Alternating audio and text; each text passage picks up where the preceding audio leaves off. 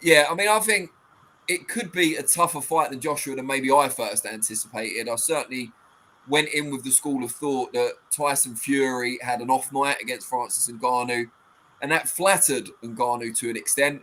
Incredibly tough man, very powerful, experienced in combat sports, but not necessarily a boxer per se. I think that's fair. And I expected Joshua, who is more of a textbook boxer than Tyson Fury. You could say Tyson Fury is more skillful, more versatile. I would not argue. But in terms of a stand-up textbook boxer, gone through the GB system, that's Anthony Joshua to a T. I mean, obviously, there's been nuances and variants of that, depending on which trainer he's working with and who the opponent is. But generally, he's a very, stand-up, good jab, good right hand to follow, footwork's on point. Joshua's a good fighter in that traditional style. And that may cause Ngannou more problems than Fury. Maybe he found Fury more predictable after he'd been in there for a while. Perhaps Fury underestimated him also. We're going to see, obviously, on Friday night. It is a Friday for people out there who may be confused about it. Apparently, it's the Grand Prix over there on Saturday, so they've made this on the Friday.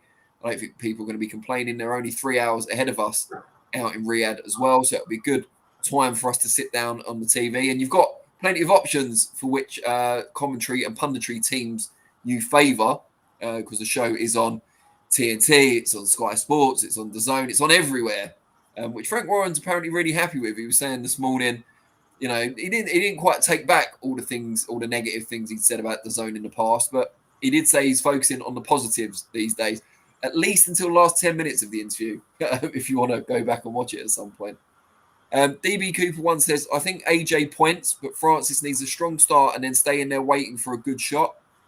Make AJ box and he goes into a vulnerable shell where he takes 8 rounds to figure out how to land a shot.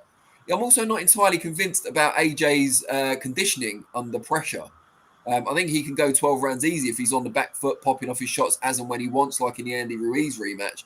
But under pressure, in an actual firefight or something approximating that, I'm not so sure about his conditioning to go to 12 rounds at a good pace. We shall see. Ramoni Mode XD, I think Ngannou has a good chance to KO AJ, but AJ could tire him out with pressure early on to stamp his authority. Yeah, I mean, putting Ngannou on the back foot is not a task I would relish, but I imagine AJ probably could do that if he chose to with his better footwork and his use of angles and combination punching. It'd be interesting to see what the game plan is from Ben Davison and the team. Derek Rossi said, it's mad how Turkey now decides who fights for belts. Eddie's saying if AJ KOs Francis, Turkey wants AJ and Undisputed next. I don't know how I feel about Turkey playing boxing god. Yeah, I understand what you're saying, and there's an interview going up with Eddie and Radio Raheem quite soon on the channel where he expresses similar sentiments in that there's a good chance that there'll be a conversation after the first Fury-Usyk fight, and if Fury comes out on top in that, the rematch may well end up waiting for Anthony Joshua to have his shot at the winner if that winner is Fury. I'm not sure how easy that will be if the contract's set in stone. It is an immediate return between Fury and Usyk. I'm not sure, if Usyk loses, I'm not sure his team will be quite willing to accept stepping aside for the rematch. Usyk said before that once he becomes undisputed, he'd like to walk away from boxing. So it'll be interesting to see what happens if Usyk wins and how much market there is for an Usyk-Joshua trilogy fight, having fairly clearly defeated Joshua in the first 2 of those contests. Not only that, Joshua's going to have to make a real statement, I think, against Ngannou for that to be viable. If he struggles, labours to a points victory, I don't think that's going to increase the appetite for a Fury clash and certainly won't do anything for a third contest with Usyk. But in terms of Turki Al Al-Sheikh's power, there's not really a way around it at the moment. I mean, you've got to kind of take the sour with the sweet, if you like, because without him, a lot of these big unification fights, undisputed fights, probably won't happen because he's got the money to make it happen. And he can kind of circumvent the promotional difficulties that come up in these sort of negotiations with the money and with the fact that he'll agree to deal separately with each guy. But then you do have to take on board that he will be more powerful perhaps than the sanctioning bodies and the managers of the fighters. You've got to kind of, that's the price you pay, I suppose, is the thing there. Now, Josh, people are talking about kind of the next steps already. Do you think how much of a chance do you give Ngannou of springing an upset? How much chance? That's a difficult one, really. I mean, I think the people within the teams and done the analysing of the game plans and look into Ngannou a bit more, they'll probably be able to sort of give you a bit more of an idea. But how much? It's interesting to know how much chance that Ngannou has. I mean, if he's going to get it done, you would like to think that it would be early on in the fight. If there's going to be a way that he's going to win the fight, it's going to be by knockout. I don't think that's any particular surprise. If it goes late and it turns into a bit of a slugfest, and it's not the fight that we want to see and goes to a point, it's probably going to come out on the AJ side. So I'm not sure how much chance he has to win. I think it's a different question if you talk about Ngannou impressing. I don't think he has to win to impress necessarily. That's certainly what he did against Tyson Fury. If he scores a knockdown, he's certainly impressing against Anthony Joshua. But if he's able to nab a couple of rounds, land some big shots on Joshua, then maybe he'll change his game plan. Maybe he'll see a bit more of an opportunity in the fight.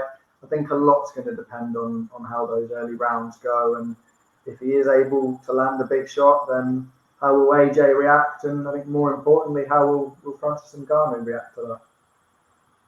DB Cooper one here says Turkey playing God is 10 times more fair, reasonable, methodological, and ultimately better for the fans than any of the governing bodies and the constant political BS they cause. You mean sanctioning bodies rather than governing bodies. But yeah, I completely accept your point. But then it's what they say about power, isn't it? Absolute power corrupts absolutely. And Turkey's only been the man in the big seat for, how long? 6 months to a year. Over time, who knows whether he could abuse that level of influence, and then things are a bit of a problem. DB Cooper one also has a question for Josh. He says, Josh, mate, what's behind the decision to put a sofa in front of the kitchen counter? Bit weird, no? You must be paying 3K a month for that gaff in London. Not a gaff in London, it's a gaff in Peterborough. So yeah, the prices are a little bit different around here, but unfortunately, it's a kitchen lounge combined setup. So there's not many options, and unfortunately, the office is taken up by my other half. So unfortunately, you have the option of the bathroom or the kitchen/living room. So I'll let you decide which one you prefer. There you go. Yeah, I mean, it doesn't really bother me the amount of power that Turkey Al Sheikh currently has, and that could be a problem in the future, who knows. What kind of bothers me a little bit, it's something I raised with Warren this morning, was the amount of fighters, world-class heavyweights, and this could be replicated in other divisions if we see more undisputed fights, who are kind of queuing up waiting for their shot. I guess in a way, it's a lot like the old days where there was only one champion in each weight class, which a lot of fans have said in the past they harken back to, and they'd like to go back to that system. You've got the chief support on here, which we'll talk about in a minute, between Zhilei Zhang and Joseph Parker, who are currently the top-rated fighters for the WBO outside of their champion, who was Alexander Usyk. Now, if this fight was made after that belt became vacant, as many people expect it to, after the first Fury versus Usyk fight, the IBF almost certainly will be, and the WBO may well follow suit, then that would be a vacant title fight. Now, Warren was saying he would expect that if Zhilei Zhang comes through against Joseph Parker, then he wouldn't have to fight again for the vacant world title if Usyk vacates. He'll just be upgraded, which I suppose is fair enough. But then you've got someone like Zhilei Zhang waiting in the wings, or Parker if he wins, for the victor of Fury Usyk. You've got Anthony Joshua, if he gets through Ngannou, but he may still fight Hrgovic first. You've got Hrgovic himself, who's the IBF number one and has been for some time. And then you've got more outliers like Daniel Dubois, who lost to Usyk but came back with a good win against Jarrell Miller. They're all kind of queuing up now. And in a way, it's kind of nice to see that whoever comes out on top and becomes the undisputed champion will have a raft of viable challengers, all of whom have a certain level of threat. But the flip side of that is they're all kind of waiting around. And are we going to see them risk their positions by fighting other top fighters? We're seeing it in this show with Zhang and Parker. I assume there's a lot of money has helped them come to that decision. But will we see that going forward? Will you see AJ fight Hrgovic in the meantime? Or Dubois? Apparently Dubois really wants the Hrgovic fight. Will we see that one happen in advance of the Fury-Usyk rematch that we apparently will see?